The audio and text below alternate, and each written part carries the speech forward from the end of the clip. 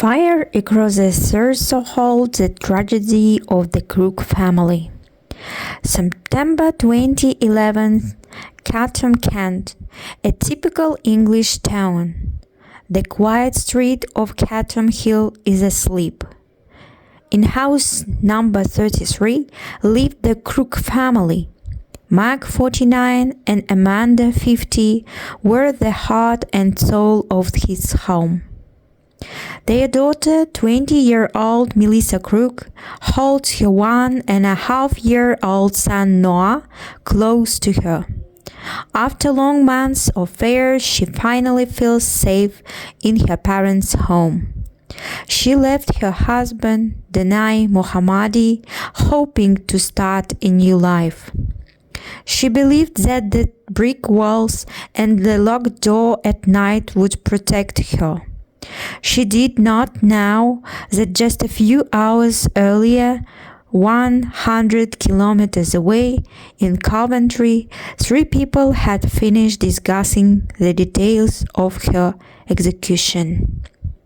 At 2:30 a.m., the silence is shattered not by a scream, but by a strange hissing sound. Through the mail slot in the door, a garden sprayer is pushed inside. A second later, the hallway turns into a fiery trap. This is not just a fire. This is an execution planned by the man who once swore to protect her.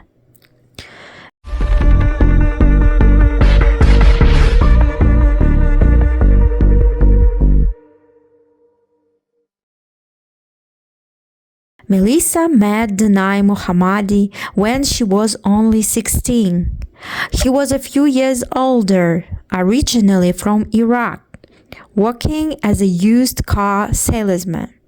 At first, it was a typical love story: gifts, attention, promises. Danai Mohammadi, 24, was the embodiment of toxic control. After meeting Melissa when she was still a teenager, he gradually isolated her. After the wedding, Danai began to show pathological jealousy. Melissa was forbidden from seeing her friends, and her phone was constantly checked. He also forbade her from communicating with relatives, especially her brother and father.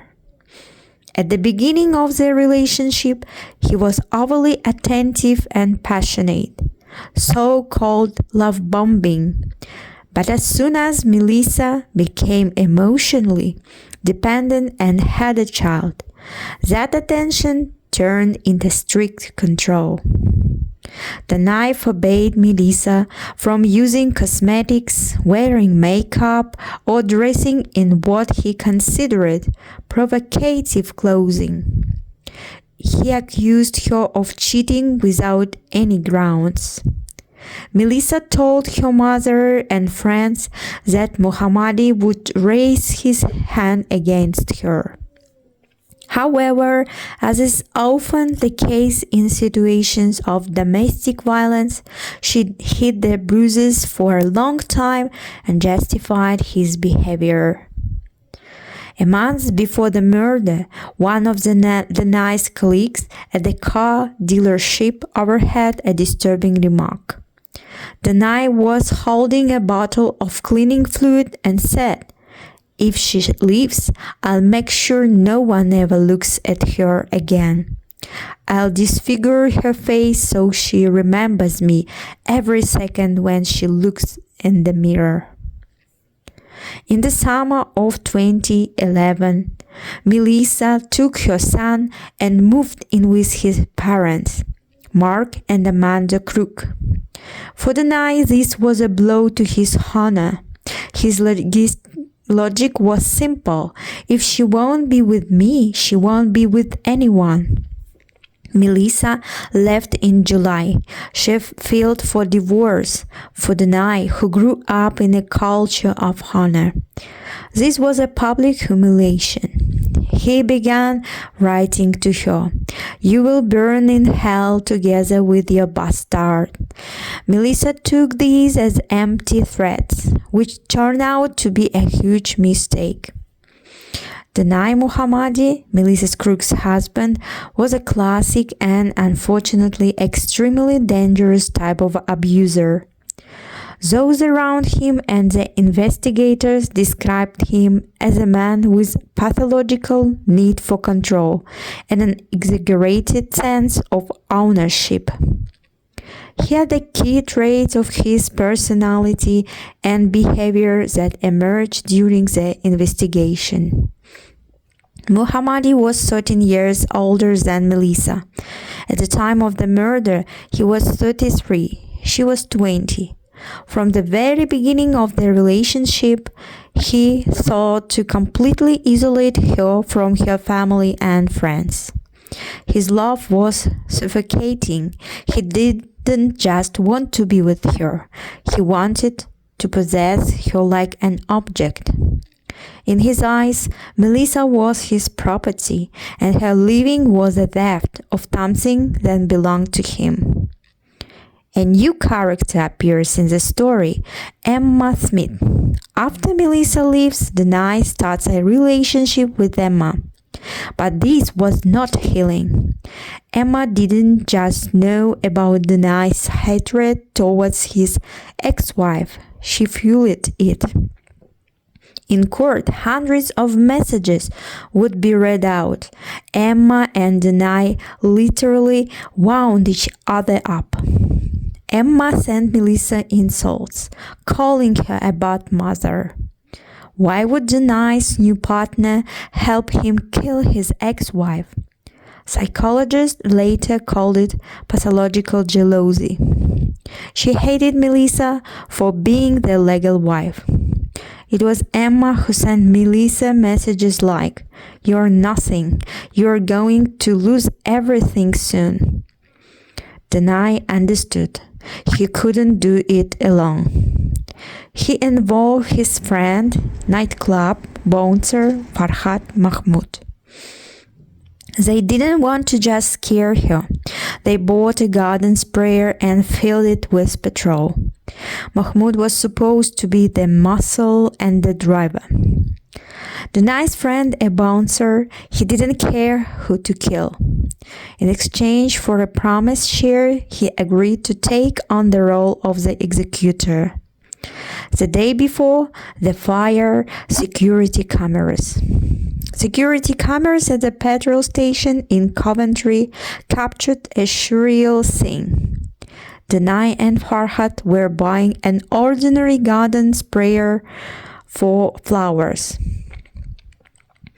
They filled it not with water for roses, but with high-octane petrol. This became the murder weapon. The thin tube of the sprayer allowed them to pump fuel deep into the house without opening the door. September 10, 2011, the trio arrived in Chatham. Emma stayed in the car as a lookout. Danai and Farhad approached the door. Petrol was pumped deep into the house through the mail slot. Danai began working the pump.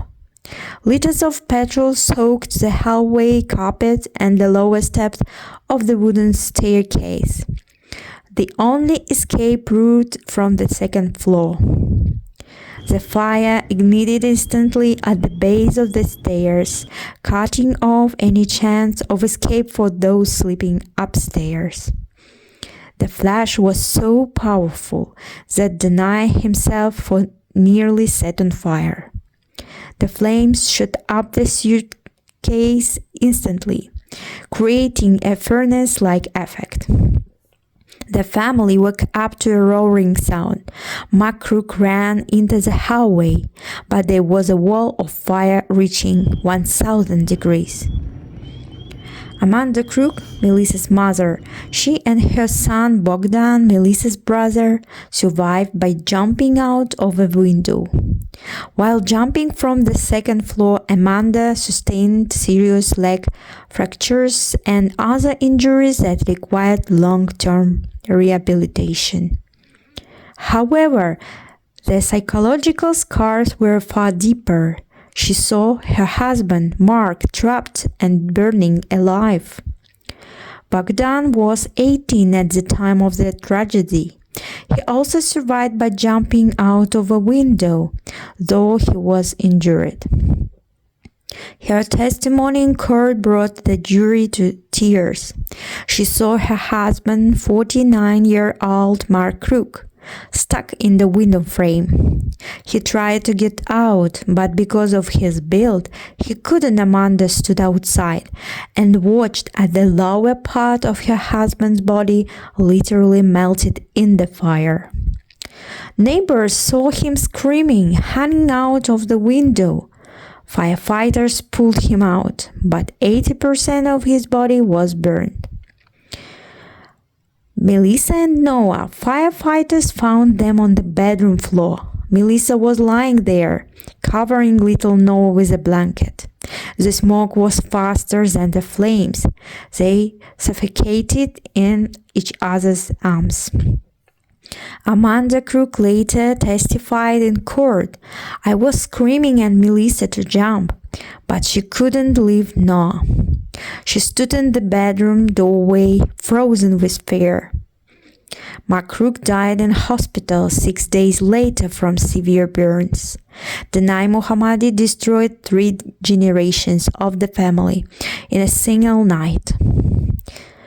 July 2012. The Nai Mohammadi life imprisonment minimum 38 years. The judge called his actions pure, selfish evil. Mohammadi behaved arrogantly. He claimed that he only wanted to scare them and set fire the door. But the prosecutor presented CCTV footage showing him calmly filling the sprayer. The very fact that he planned the arson knowing that a child was in the house demonstrates his complete disregard for his own son's life. To him, Noah was not a person but merely a tool to pressure Melissa. Received life of Farhad Mahmoud imprisonment minimum 34 years. Emma Smith sentenced to 14 years for manslaughter. The court proved that she had incited and encouraged the Nai. Amanda Crook was left alone. In one night, she lost her husband, her daughter, and her only grandson. She visits their graves every week. On their shared headstone are the words, "A light extinguished too soon." This case became one of those that pushed the British justice system to take stalking and controlling behavior more seriously as criminal offenses, even before the abuser escalates to overt physical violence. Melissa Crook's story is a dark reminder that domestic violence doesn't end even the victim leaves. Sometimes it is only the beginning. Melissa's family did everything right. They supported her, took her in, protected her, but they didn't realize they were dealing with a man for whom human life meant less than his wounded ego.